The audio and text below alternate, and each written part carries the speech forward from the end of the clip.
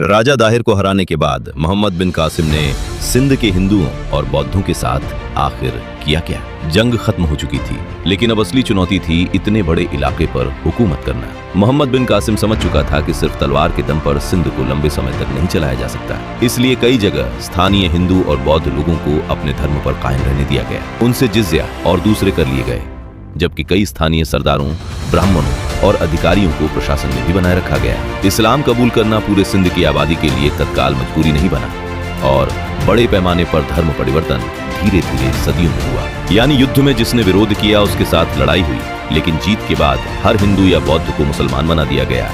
ऐसा कहना सही नहीं होगा, और तभी कहानी ने ऐसा मोड़ लिया जिसकी शायद मोहम्मद बिन कासिम ने भी कल्पना नहीं की थी। जिस हज्जाज बिन यूसुफ ने उसे सिंध भेजा था उसकी मौत हो गई। फिर खलीफा अल वलीद की भी मौत हुई और नया खलीफा सुलेमान सत्ता में आया। सुलेमान हज्जाज के खेमे से जुड़े अधिकारियों का विरोधी था। मोहम्मद बिन कासिम को सिंध से वापस बुला लिया गया, गिरफ्तार किया गया और कैद में उसकी मौत हो गई। लेकिन यहाँ एक मशहूर कहानी और आती है। कहा जाता है कि राजा दाहिर की बेटियों ने मोहम्मद बिन कासिम से बदला लिया और उनकी शिकायत के कारण उसे सजा दी गई। ये कहानी चचनामा में मिलती है, लेकिन चचनामा का मौजूदा रूप 13वीं सदी का है और आधुनिक इतिहासकार इसकी कई नाटकीय कहानियों को निश्चित ऐतिहासिक तथ्य नहीं मानते। पुराने अरबी स्रोत उसकी मौत को ज्यादा सीधा सियासी बदला और सत्ता परिवर्तन बताते हैं। जिस नौजवान ने सिंध जीत लिया था, कुछ ही साल बाद वही खुद सल्तनत की सियासत का शिकार बन गया। लेकिन मोहम्मद बिन कासिम के बाद क्या मुस्लिम हुकूमत सिंध में खत्म हो गई?